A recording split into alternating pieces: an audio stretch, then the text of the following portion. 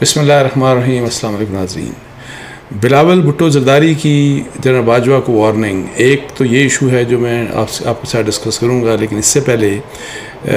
نون league اور Pakistan peoples party کے درمیان جو رات کو معاہدہ ہوا گورنمنٹ فارمیشن کے لیے،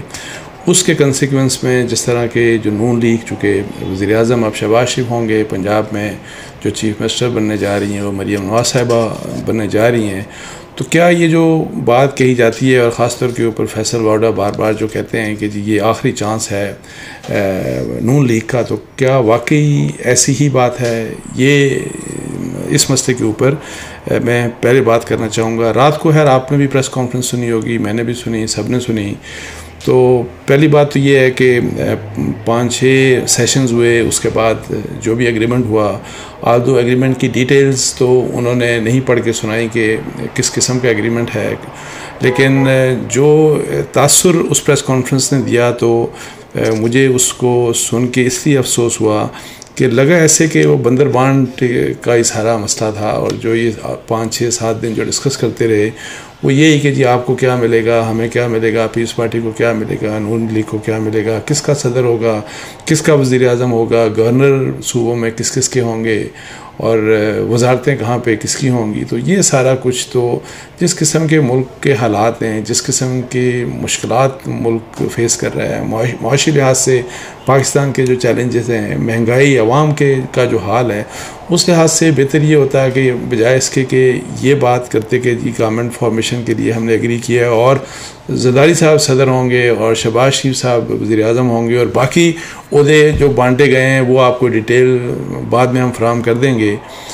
اس کی بجائے کیا یہ اچھا نہ ہوتا کہ اس طرح کی بات کی جاتی کہ دیکھیں ہم نے کن پوائنٹس کے اوپر ہم نے کیا ایگریمنٹس کیے ہیں کہ پاکستان کی معیشت کو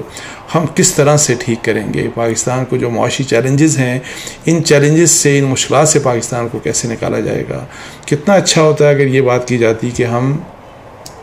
بہترین طرز حکمرانی کیسے پاکستان کو دیں گے، جو کہ ماضی میں کسی بھی سیاسی جماعت نے پاکستان میں طرز حکمرانی مطلب گڈ گورننس کے اوپر کوئی توجہ نہیں دی۔ آپ پولیس کا حال دیکھیں، آپ محکمہ مال کا حال دیکھیں، پٹواریوں کا حال دیکھیں، assistant commissioners, SPs, DSPs, whatever, کسی کا نام لے لیں، کورٹ کچہری کو دیکھ لیں، آپ جو اگر اسلام آباد میں رہتے ہیں یا لاہور میں رہتے ہیں، کراچی میں، کسی بھی سرکاری ادارے، بے شک اس کا تعلق گیس سے ہے، اس کا تعلق بجلی کا ڈپارٹمنٹ ہو، سی ڈی اے ہو، ایل ڈی اے ہو، کسی بھی ادارے کو آپ دیکھ لیں، کس قسم کی یہ جو ادارے کتنا مطلب ہے کہ ان کی حالت خراب ہے اور وہ جو ان کی ذمہ داریاں ہیں وہ پوری نہیں کرتے۔ سرکاری افسران کا جس قسم کا وہاں پہ رد عمل ہوتا ہے، عوامی ظاہر ہے وہ عوام کی خدمت کے لیے وہاں بٹھائے جاتے ہیں، وہ ان کا بنیادی ذمہ داری یہ ہوتی ہے کہ آپ سروس ڈیلیوری بہترین جو ہے آپ بہترین طریقے سے عوام کو آپ سرو کریں، لیکن اس کا بالکل الٹ ہوتا ہے وہاں پہ۔ تو جو بھی کسی بھی شہر میں آپ کے کہہ رہا ہوں، اسلام آباد کی میں بات کر رہا ہوں، اسلام آباد کے بھی کسی محکمے میں چلے جائیں،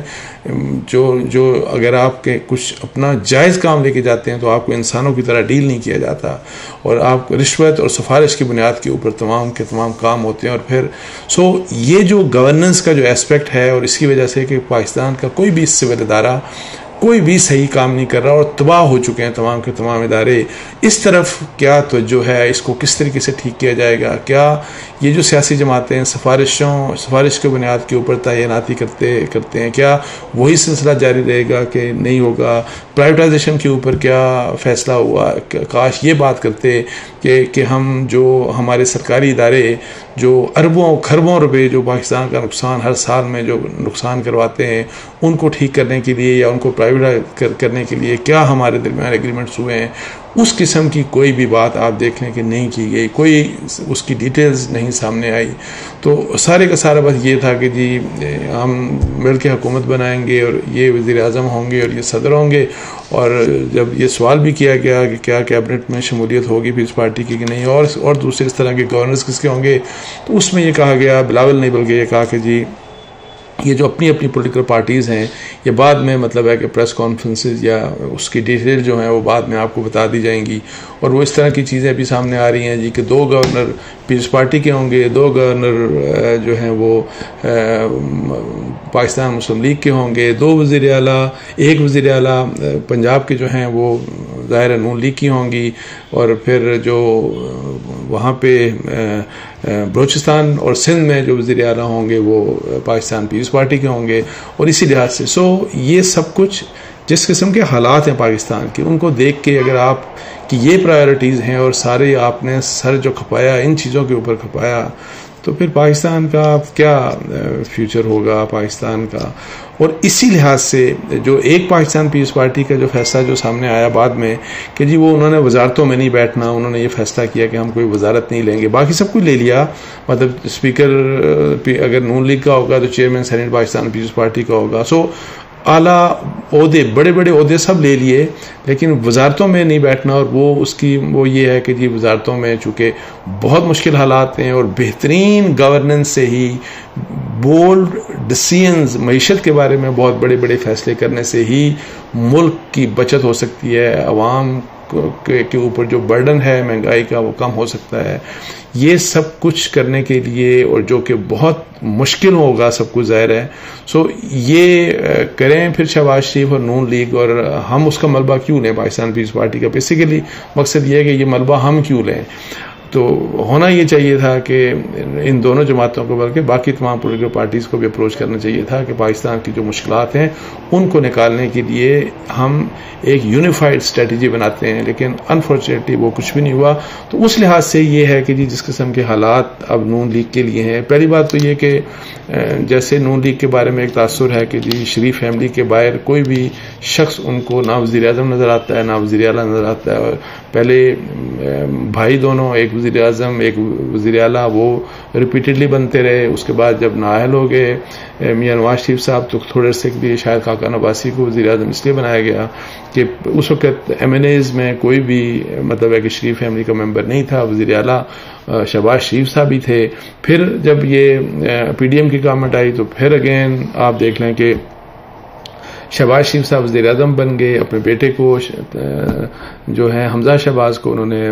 وزیر اعلیٰ بنا دیا، اور اب آپ دیکھیں کہ شہباز شریف صاحب وزیر اعظم اب بننے جا رہے ہیں اور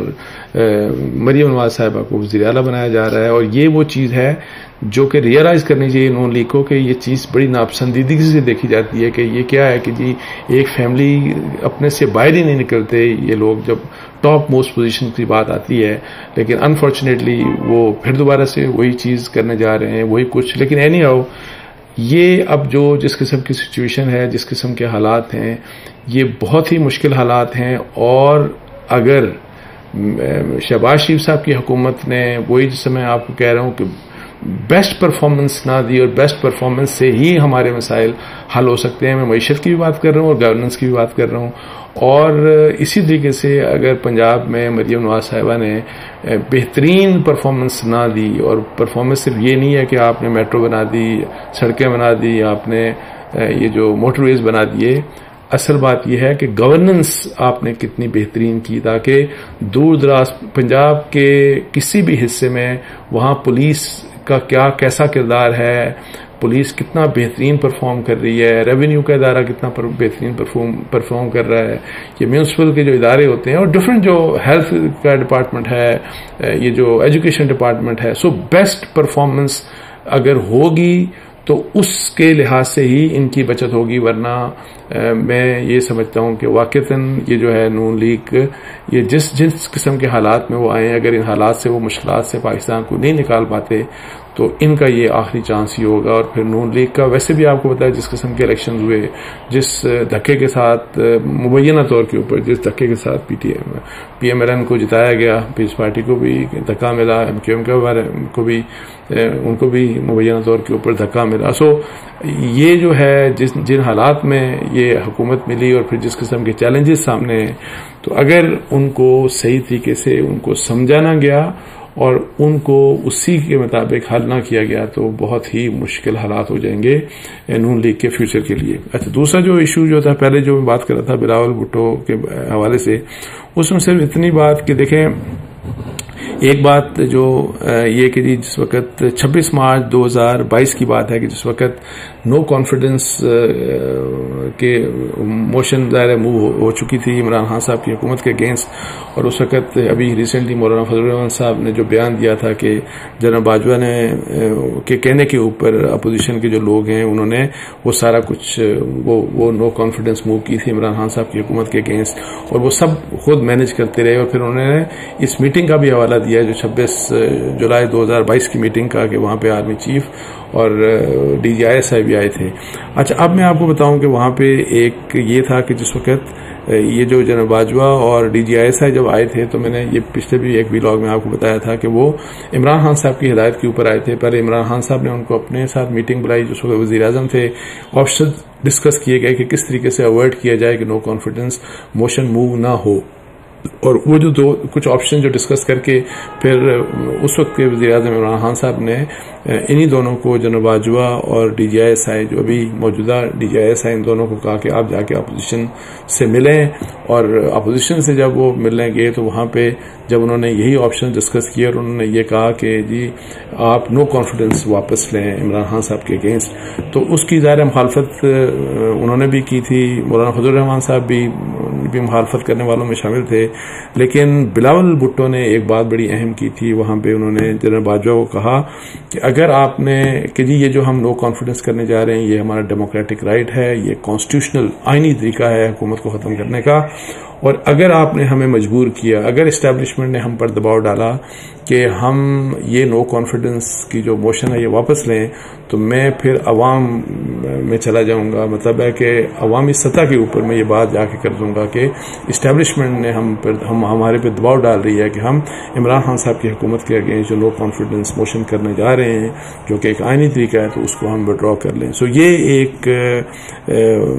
وارننگ تھی ان کی جو جنرل باجوہ کو بلاول بھٹو نے یہ اس وقت یہ کہا تھا. اور اس کا